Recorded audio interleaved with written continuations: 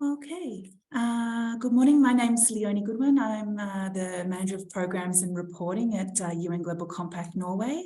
I'm going to hand over to Kim, but first I'll say that this webinar is being recorded and the recording will be sent out afterwards along with the slides. So Kim, I'll hand to you. Thanks. Good morning, everyone. Great seeing all of you. Fantastic to see how many people that are ready to do something about their emissions even more and set science-based targets. So my name is Kim Gabriele. I'm the head of the UN Global Compact Norway, and I'm very pleased to see all of you here. I think since the start of UN Global Compact Norway, we have heard about the science-based targets, as the UN Global Compact has been part of initiating and being one of the main partners of the initiative, as many of you know. You will get much more information about the Science-Based Targets Initiative and also examples. So maybe just a couple of words on why this is important. I mean, first of all, this is now becoming the gold standard. Of course, it's not perfect. It's not solving everything for you, but it is becoming the standard, and there's several reasons for that. And first of all, it's now the standard being used by most companies worldwide on such a specific level. Unfortunately, Norwegians are lacking behind. We used to be more companies in Norway than in Finland.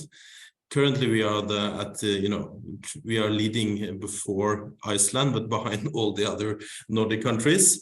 I mean, Sweden, there are 4 times as many companies that have approved or committed to the Science-Based Targets Initiative, and in Denmark 3 times. So we have a really, a job to do. Luckily, we are leading in Norway on the regulations, in the sense that Norwegian eierskapsmeldingen, as you know, the active ownership white paper of the government is saying that state-owned companies should set science-based targets in both climate and nature when possible, when feasible. And that has, of course, also, as many of you know, many companies will have to ask their suppliers to set science-based targets, up to 67% of them, so that it will have a direct impact on suppliers and the smaller and middle-sized companies in the Norwegian context, but of course also worldwide, when you have actors like Aker Solution with 13,000 suppliers, or Hydro with 25,000. So it has a much bigger impact than it looks like, the 70 companies that are state-owned or have set science-based targets. And we will hear for some of them today. But so we are behind on the numbers, but we are leading on the direction, together with the Biden administration that has now looked into this for public procurement, which we are encouraging the Norwegian government to do as well. And of course, also Japan, that has their initiative incentive measures to make more companies setting science-based targets and committing to the scheme. The whole point, I guess, for many people to set SBTi is to set a goal and also have a long-term plan, but also to have a focus on scope 3. As we know, for many companies, that is up to 11 times as important as in scope 1 and 2. And you have seen all these numbers on depending on the sector, of course. So for us together here today, it's just a start introduction to the Climate Ambition Accelerator, as it is called. But I guess we should call it Science-Based Targets Accelerator, because it's really about, that is really about a course, an intro course to how to set science-based targets. And my colleagues, Leonie, and some of the companies that are with us will give you a thorough introduction. But I think it is a good opportunity for all of us to do that. And we are also entering into a dialogue with the Ministry of Trade on how we can do this also with this, with the state-owned companies directly. So thank you so much for coming. And I guess I'm handing the word back to you, Leonie. Okay. Thank you, Kim. Welcome to everyone who's joined us. My name's Leonie Goodwin, and I'm the Manager of Programs and Reporting at UN Global Compact. Norway.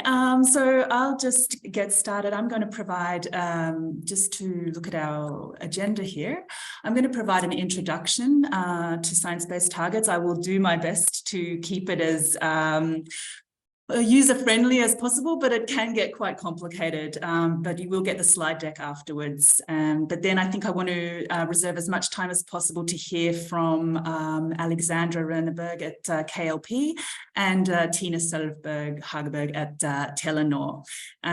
So without further ado, we'll move forward. Just a quick introduction to the Global Compact and you know, to set the context of where we're coming from.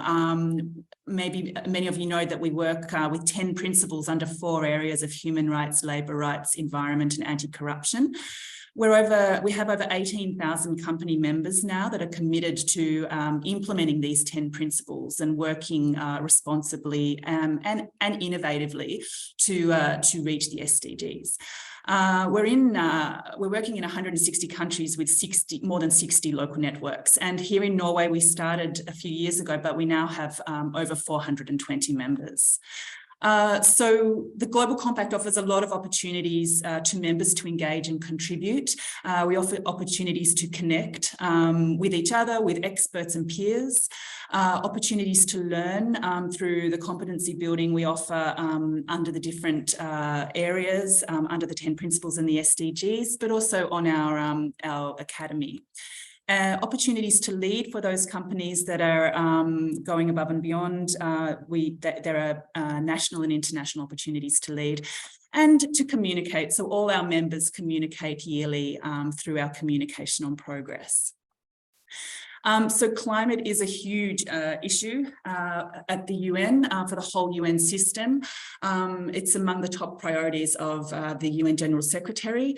And there are 3 pillars to that: to cut emissions to keep the 1.5 degrees Celsius goal alive, climate justice for those who are on the front line of the climate crisis, and ensure credible climate action to reach the Paris Agreement goals.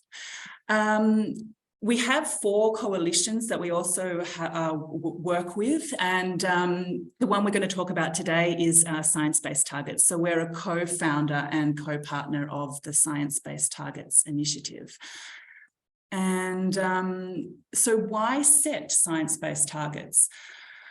I mean, one of the primary reasons is that we have a climate emergency. We're far off track limiting global temperature rise to 1.5 degrees. The planet's already warmed by 1.2 degrees. And with the current policies in place, we're heading to about 2.8 degrees of warming. And although a growing number of countries have committed to reduce emissions, emissions are set to increase by nearly 14% over the current decade. So we really need to reduce emissions by 43% to half this decade and get to net zero by 2050. So the next 7 years are really critical. And the IPCC recently released a report just back in March, I think it was, a synthesis report, and Antonio Guterres said this report is a clarion call to massively fast-track climate efforts by every country and every sector on every time frame. Our world needs climate action on all fronts, everything, everywhere, all at once. But so you know, the call to action because of the climate emergency is clear. And I would just to give an introduction into what science-based targets are. They provide a clearly defined pathway to reach the Paris Agreement and the 1.5 goal. They are measurable and actionable climate targets. They align mitigation actions with the biophysical limits of the Earth systems and our sustainability goals. They're based on the latest climate science, so that's the Paris Agreement and the 1.5 degree target. They're time-bound, they have a baseline year, progress is tracked, and they are transparent. So they give a clear vision of where we need to be in the future. So essentially they're telling target setters how much they need to reduce, how quickly. But as Kim touched on in the introduction, there are other reasons that are motivating this move to setting science-based targets. And particularly he touched on how regulatory expectations and demands are growing.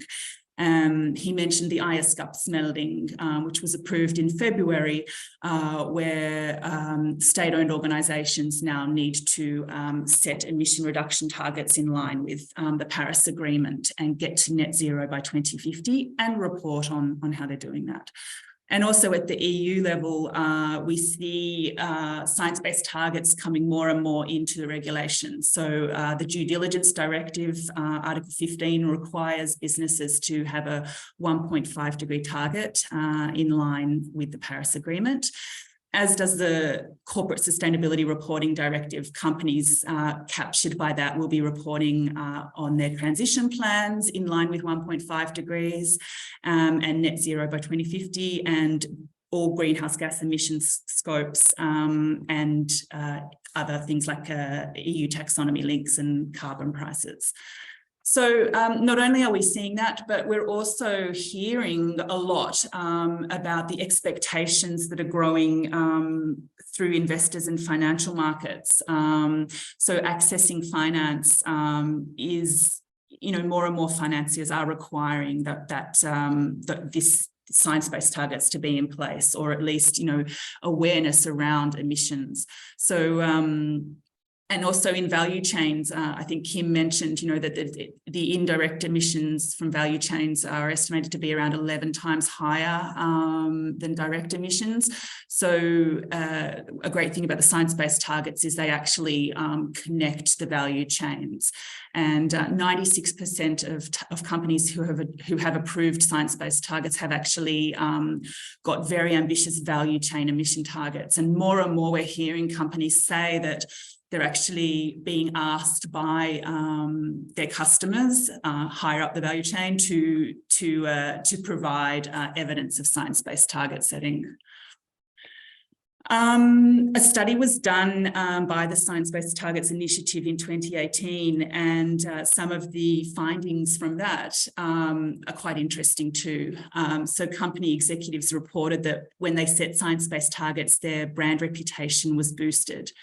It drove innovation and creativity, and having run the Climate Ambition Accelerator, our learning program last year, I certainly see that the collaboration and the creativity that's needed to kind of put in place new innovations it comes through in every session we did. Company executives have gained a competitive advantage from setting science-based targets. And 52% said that investor confidence was boosted, and 35% said that it increased regulatory resilience. I actually think this was back in 2018, but I actually think if this study were to be done today, that would probably be a much higher statistic now. And 29% said they saw bottom line savings. So there's many great reasons to set science-based targets. So just to talk about the Science Based Targets Initiative. So it's a global body which helps businesses and financial institutions set ambitious emissions reduction targets in line with the latest climate science.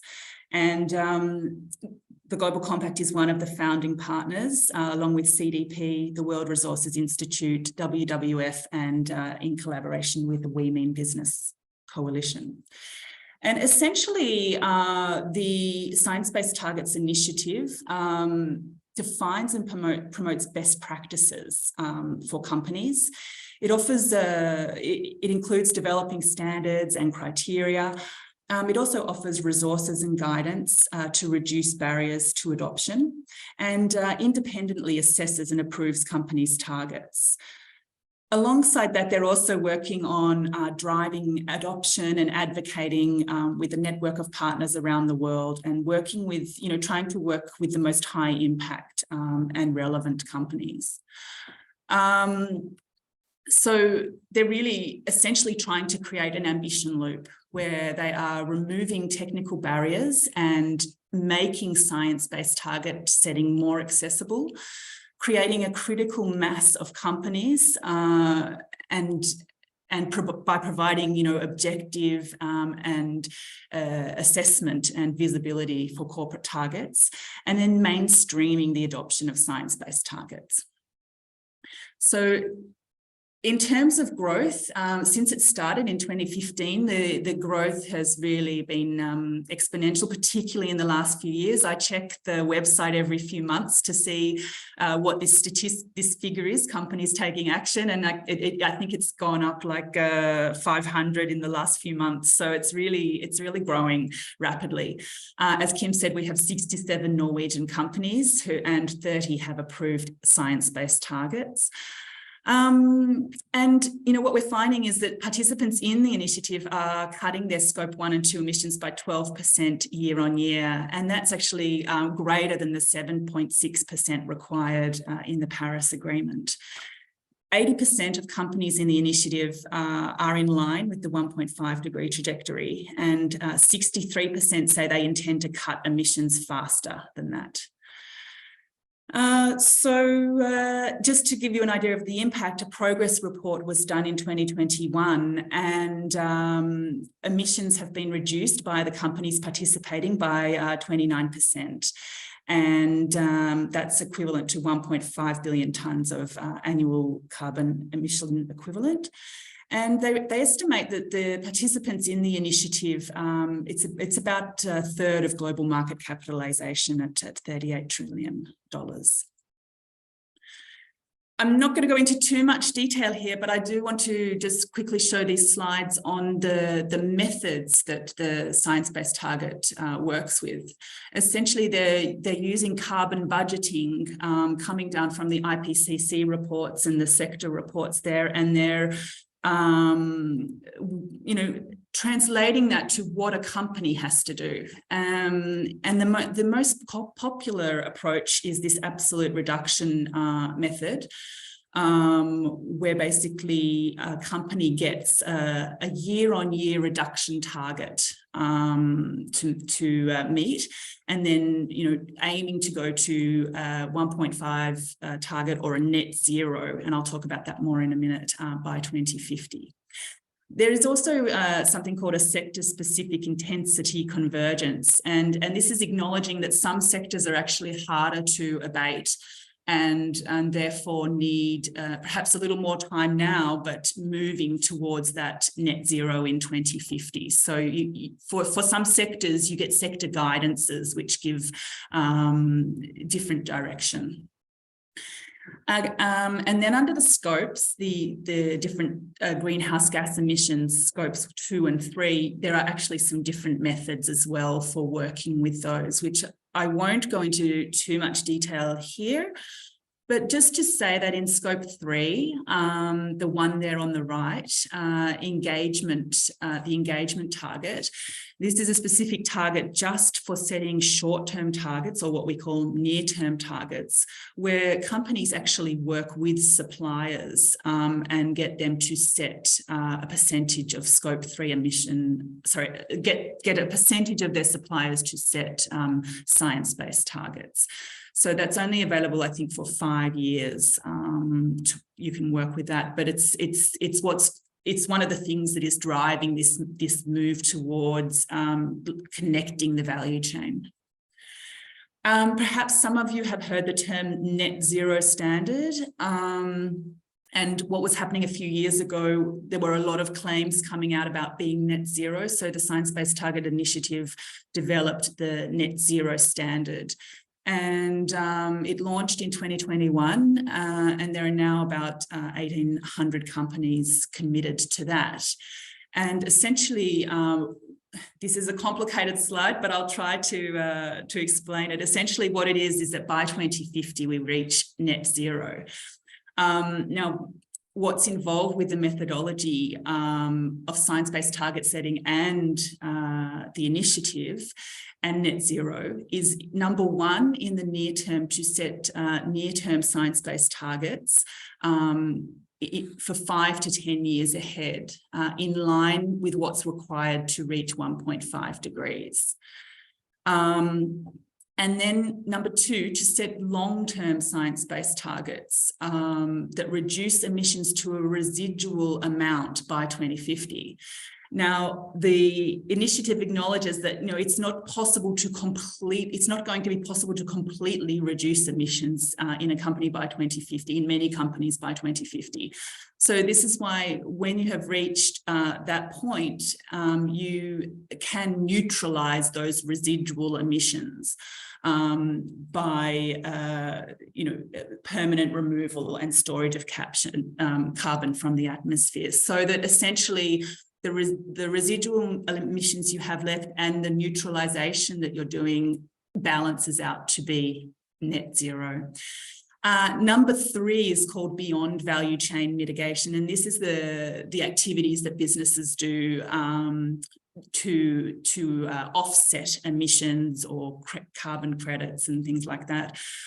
You cannot use those in your target setting, but they do encourage companies to mitigate beyond their value chain. So how do you get started with setting science-based targets? The very first step is to commit. On the website, you send a letter establishing your intent to set a science-based target. And I will talk in a moment on how the SME track is a little different and much easier, actually. So it's much quicker for an SME to come on board. Then you work to develop your target in line with the SBTi criteria. Essentially, what you'll need is a greenhouse gas inventory using the greenhouse gas protocol. Then you submit those targets for official validation, and the team at the Science Based Targets Initiative will assess those targets. They may come back to you. There is a fee to submit targets as well. And then eventually, once targets are approved, you'll communicate that. And that, at the moment is taking around 18 months to 24 months, I believe. And the companies are actually listed on the SBTi website that they have committed or that they have said that their targets have been approved. And then there's annual disclosure against the targets, and that's done through SBTi, but also can be done through CDP or through your sustainability report. So just step 2, developing the targets. Some things to consider are there's 4 key areas to consider. And it divides into near-term and long-term targets. So the boundary is how much coverage of your emissions inventory is required, and the Science Based Targets Initiative sets this criteria. So if it's scope 1 and 2, it's 95% of coverage is required. If it's scope 3, and over 40% of your emissions come from scope 3, then you need to account for 67% of those. And then long-term, the ambition is increasing. So it's 95% for scope 1 and 2 and 90% for scope 3. Ambition has ramped up a lot in the last few years. So now it's a 1.5 degree target, and for scope 3 is aiming for well below 2 degrees. The time frame for near term is 5 to 10 years, and for long term is 2050 at the latest. I believe the maritime sector is 2040, along with another sector. And the methods I went through on the earlier slides, just to show the list of which methods are available under near term and which methods are available under long term. I also want to point out that there's sector guidance available, and it's really important to look at this because, there's a lot of direction there about how to deal with emissions from these different sectors. Particularly current at the moment is the release of the FLAG guidance, the Forest, Land and Agriculture guidance, and I believe that's for companies that have more than 20% FLAG-based emissions in their value chains. Need to take a look at that. So for SMEs, I mentioned there's a quick path. If you have less than 500 employees, you can bypass the initial stages of committing and target validation and can immediately go to setting science-based targets. You fill out the form, it gives you the annual reduction that's required. You don't need to set near-term targets for Scope 3, but you do need to measure and reduce Scope 3 emissions.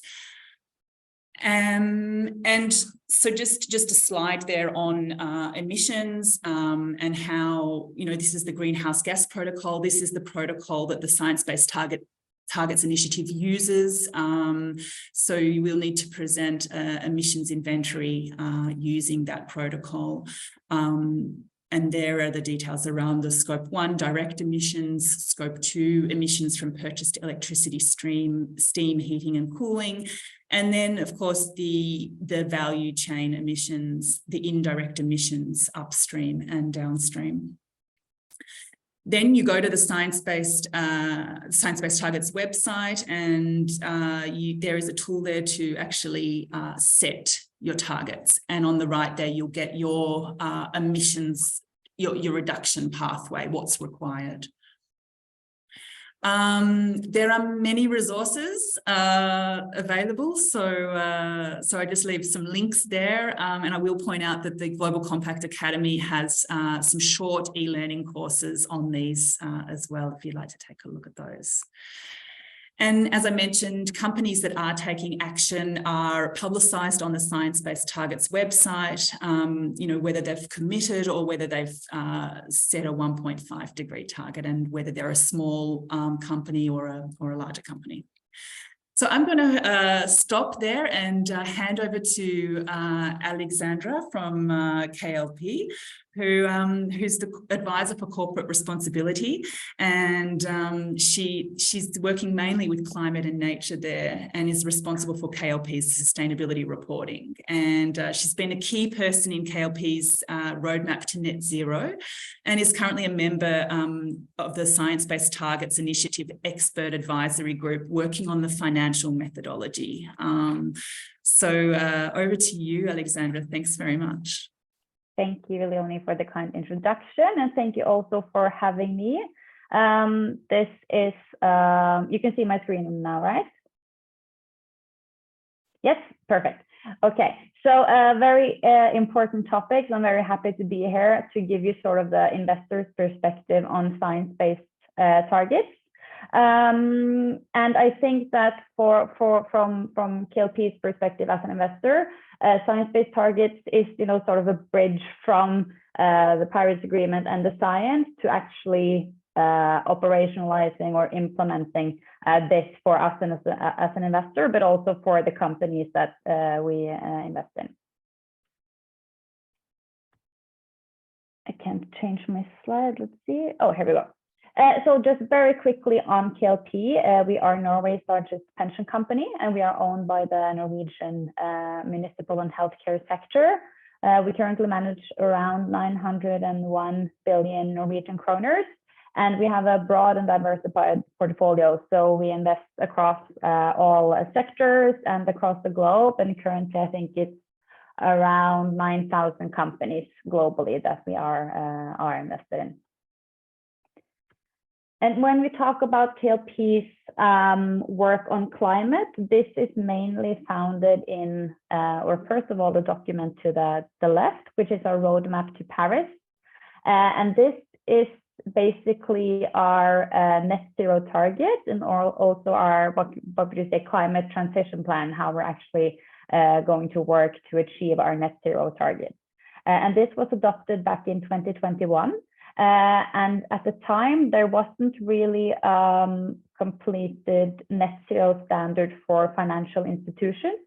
So what we did back then is that we drew on the SBTi net zero standard for corporates and the methodologies and principles they applied there, and also other industry initiatives and what we considered best practice. But of course, for KLP, as with a lot of other investors, we really believe that standardization is the way we can, gain momentum behind our work with climate. So once the SBTi financial net zero standard is published, we'll try to align our roadmap and framework with the new standard as well. So that's going to be very interesting. And then to the right, we have our ownership expectations focused on climate change and nature, which we published earlier this year. And this is mainly our more specific expectations to companies relating to climate change and nature. So this is, how will we work with and engage with companies to achieve our net zero targets? And what we are really trying to, what we're trying to achieve is to get to a state where 100% of KLP's investments have emissions in line with what's required by the 1.5 degree target. So really the whole sort of in the graph, the whole covered area is sort of our opportunity space.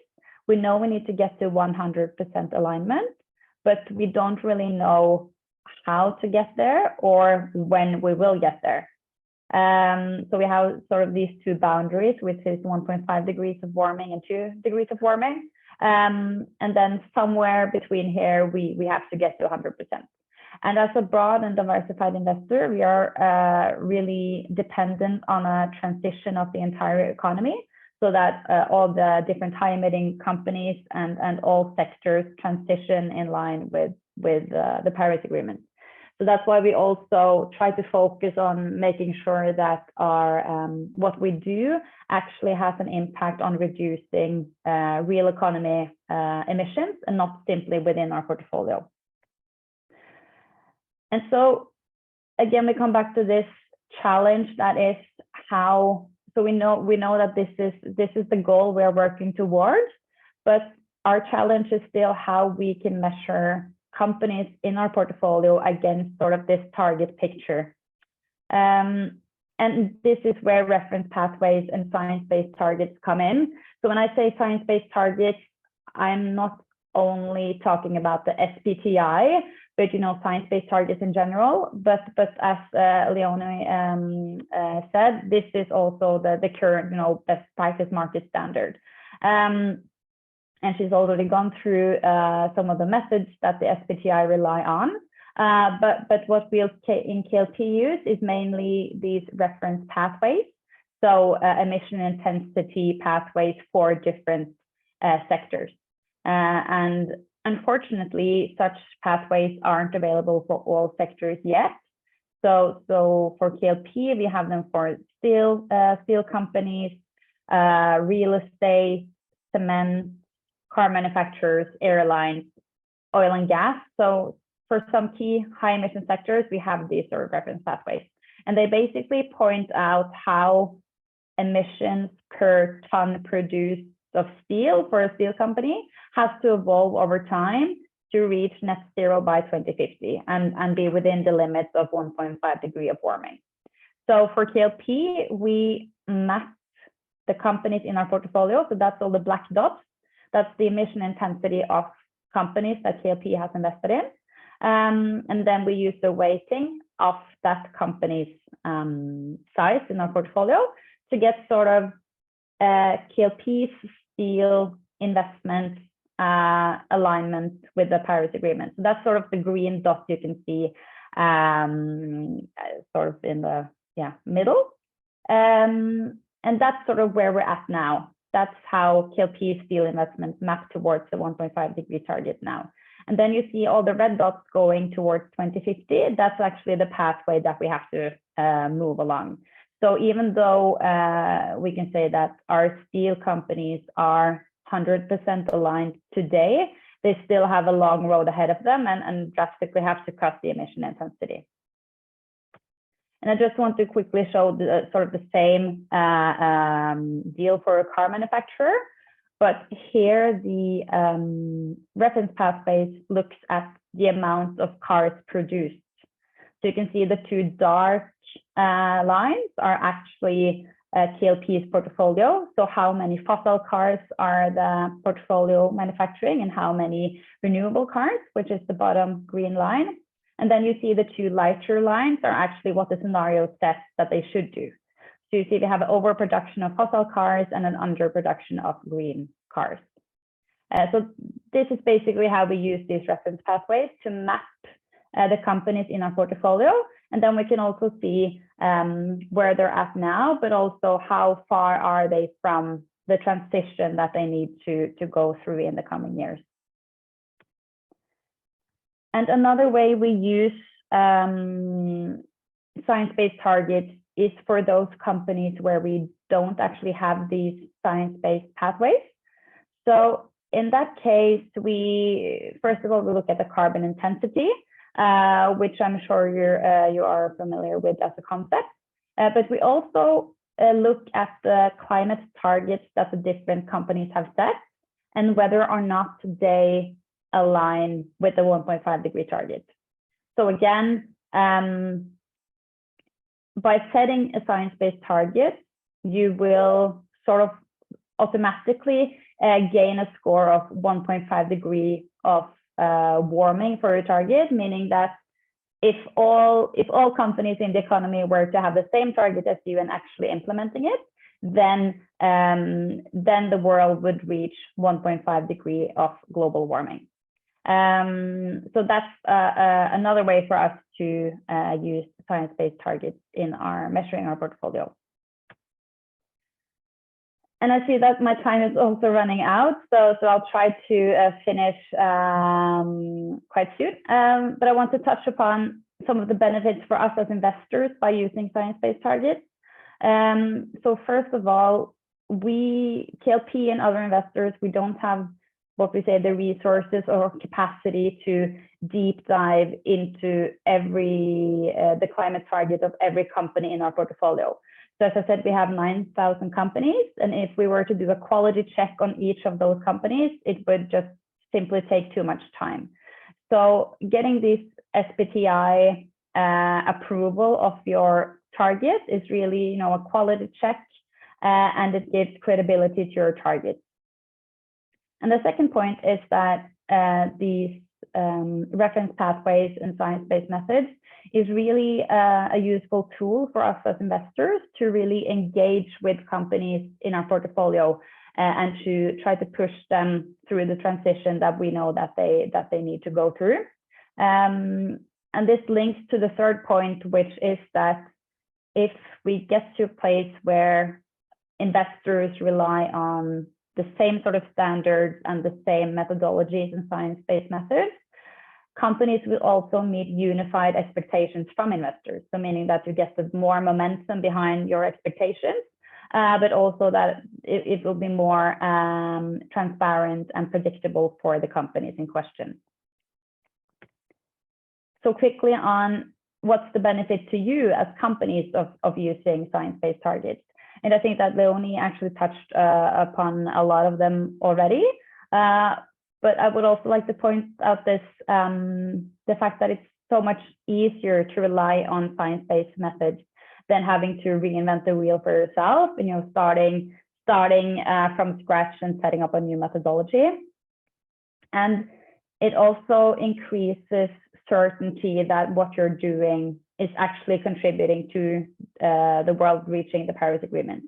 So you get sort of, it's easier, more convenient, and it also increases, what would you say? Yeah, certainty on your target.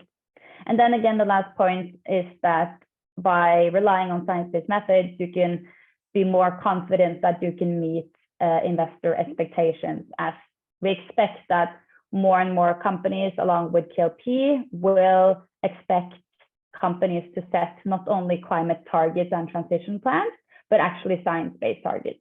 So you can be sort of ahead of the curve by already now starting to set and implement your science-based targets. And then I just quickly want to finish off and try to summarize a bit. So first of all, science-based targets gives credibility to your target. It's a quality stamp saying that this is actually aligned with the 1.5 degree target. Second of all, it gives confidence not only to us as investors, but also to you as a company, that you can sort of, trust your own targets. And third of all, which is very important, is that it increases both transparency and predictability. And again, this is both for investors, but very important for companies, so that you know what investors and the economy will expect from you going forward.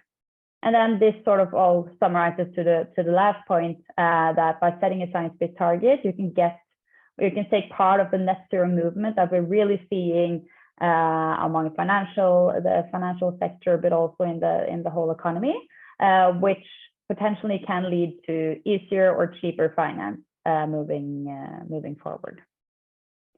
So that was all from my side. If there are any questions, feel free to shoot me an email or follow up afterwards. Yeah. Thanks so much, Alexandra. That was great. Thank you. So valuable to hear from the investor's perspective. I hear you've got to run, but thank you so much. And now over to Tina Hageberg Sølvberg, who's the Climate and Sustainability Director of Telenor Norway. And she's responsible for climate and sustainability there, and has experience with international and Norwegian multi-stakeholder processes and public-private partnership in emission reduction and green innovation. And Tina's going to talk a bit about how Telenor works internally and externally with science-based targets. Thanks, Tina.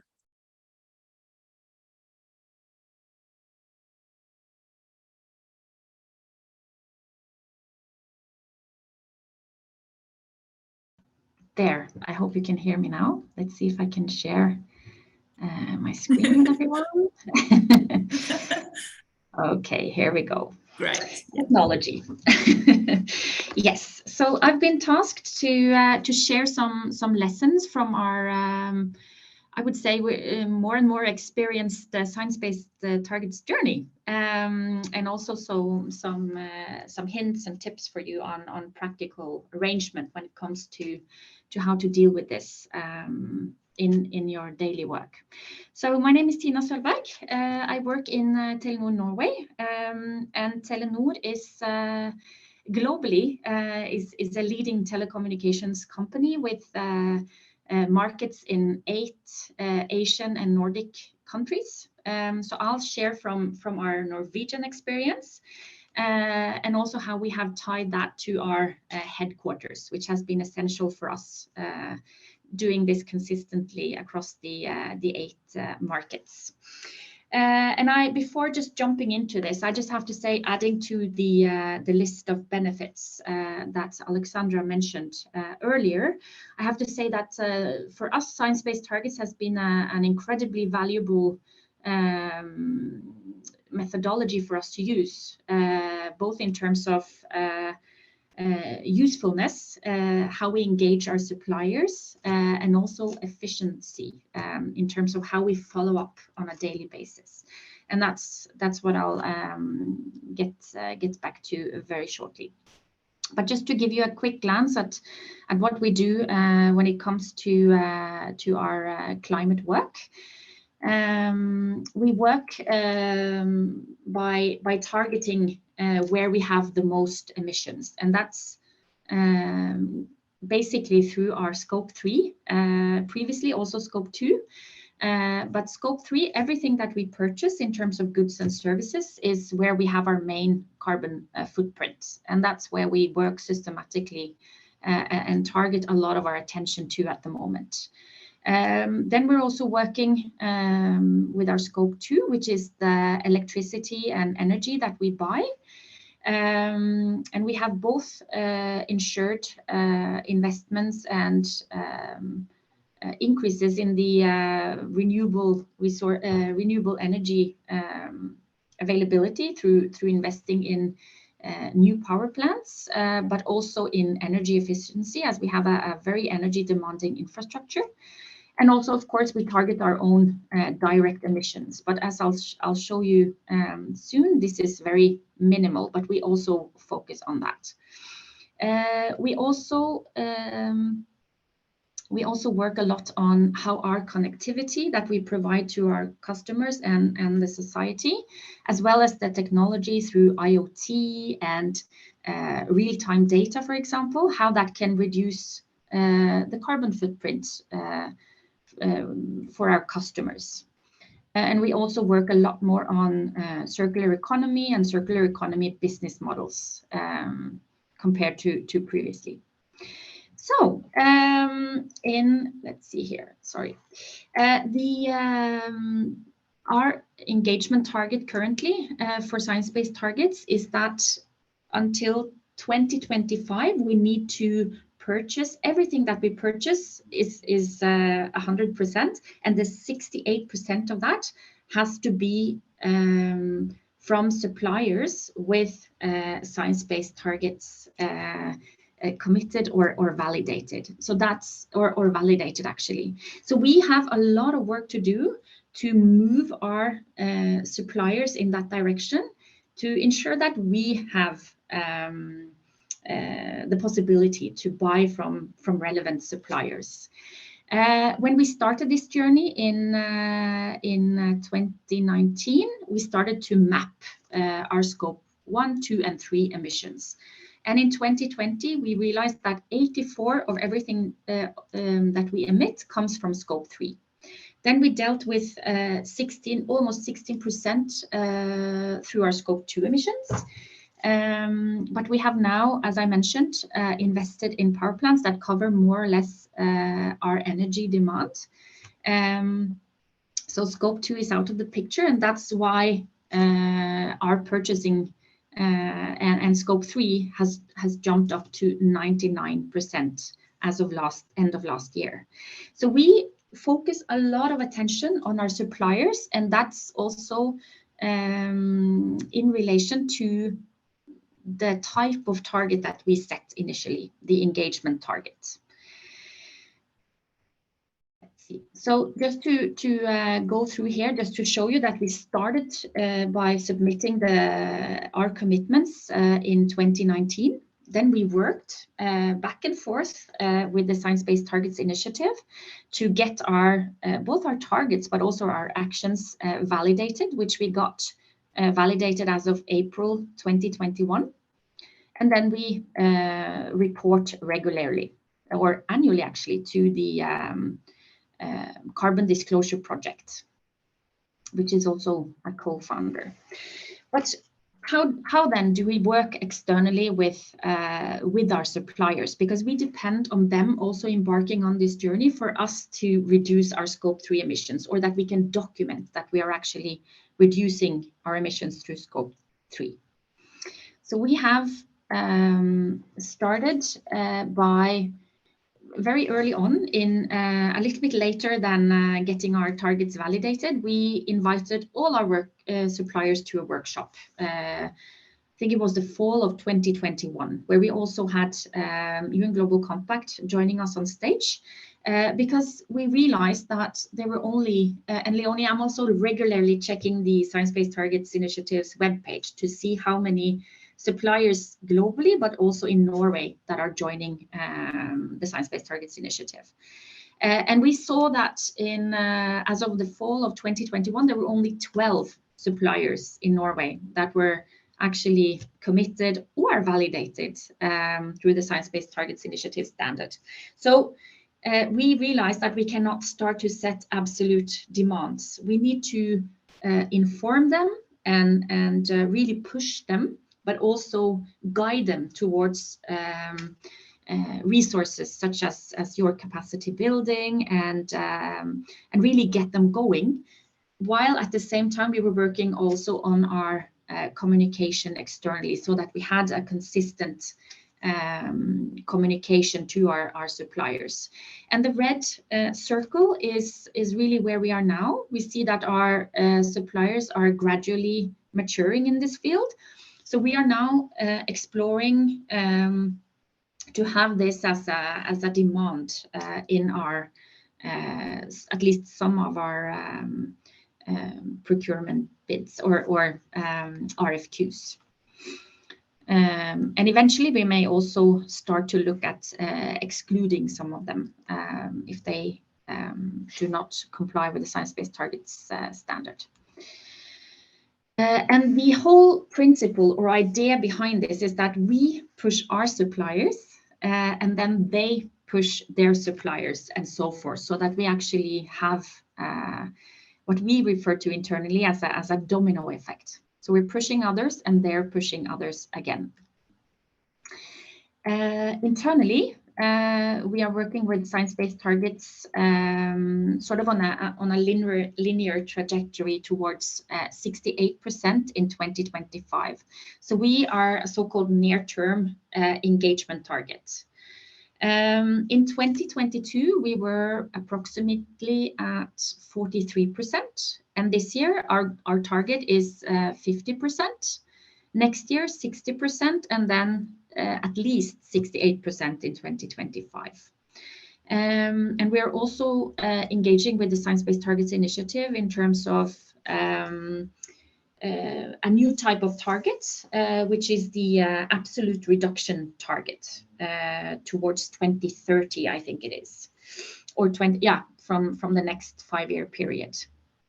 But it's incredibly challenging. It's not that we can only say, you know, this is our targets and then suppliers follow. We really need to push them systematically. So what we've done is that we've looked at we have a very substantial budget each year that we procure from. So we know that if we use our procurement strategically, we can really make an impact. And of course, we have a lot of variations in terms of type of suppliers, but also in terms of the percentage of spend volume that they constitute. So we have targeted, we have approximately 10 divisions here in Telenor Norway, and 4 of them are representing the majority of our procurement budget each year. So we have targeted the 4 most significant divisions in terms of spend, and we have made top lists of their suppliers so that they will actually really push their top suppliers. And we have provided trainings, again, targeting these divisions and the relevant colleagues there. Just introducing them to the science-based targets, what it is, why it's important for us, and what we require from our suppliers. And we have equipped them with a communication package, sort of key messages, PowerPoints. They can also reach out for us in the sustainability team if they need support in these meetings. And then they in turn need to report regularly to our CEO, sort of indicating which of these suppliers they have met with and engaged properly on science-based targets.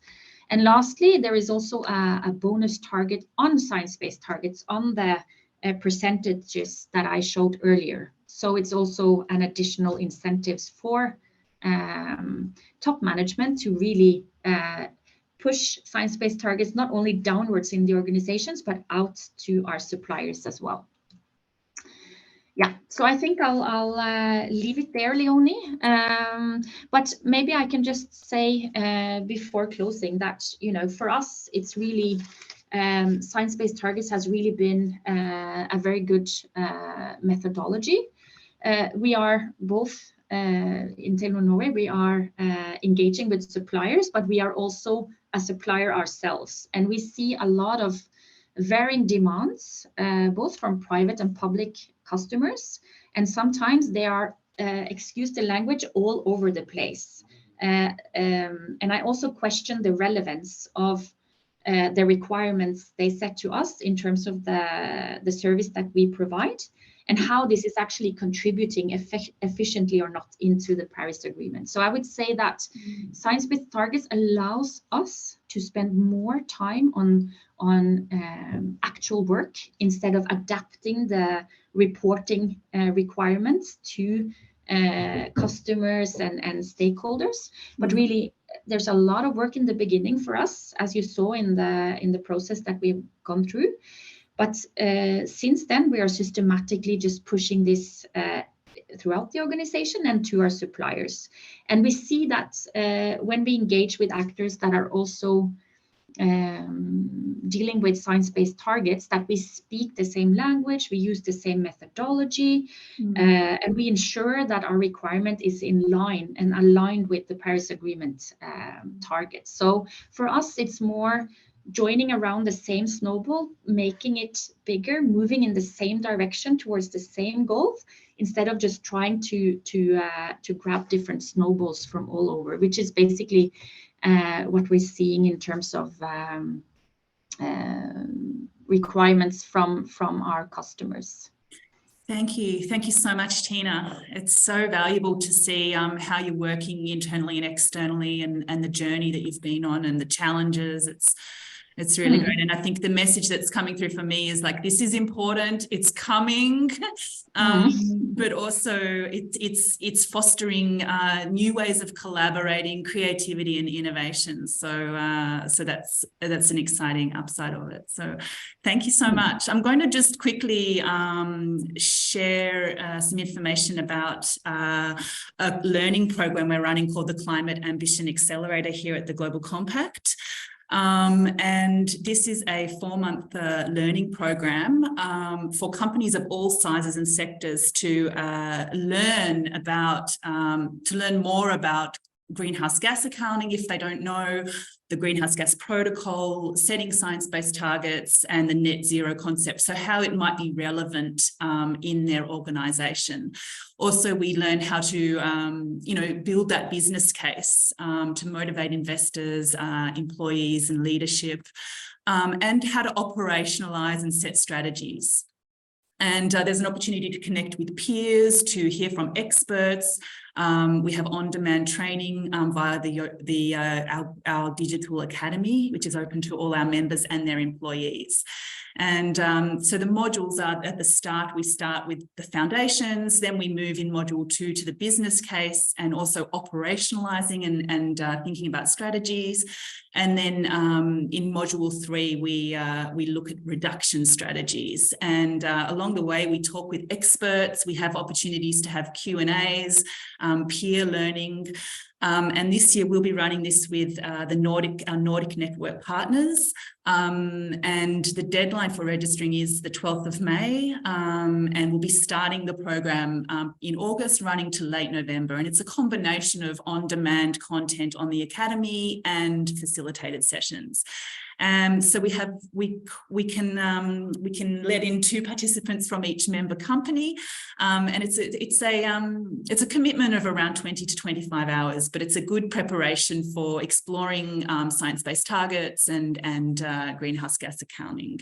And we will be splitting into 2 tracks, so there'll be a beginner track and an advanced track for companies that have come further or have already committed. And so if you'd like to learn more, the details will be in the PowerPoint. We have a Norwegian website and an English website where you can register there. And we don't have a lot of time left for questions and discussions, but I did want to point out that on our academy, which is open to our members and their employees, we have a science-based target corner. And also scope 3, as we've spoken about, scope 3 emissions are a really difficult area, challenging and high impact.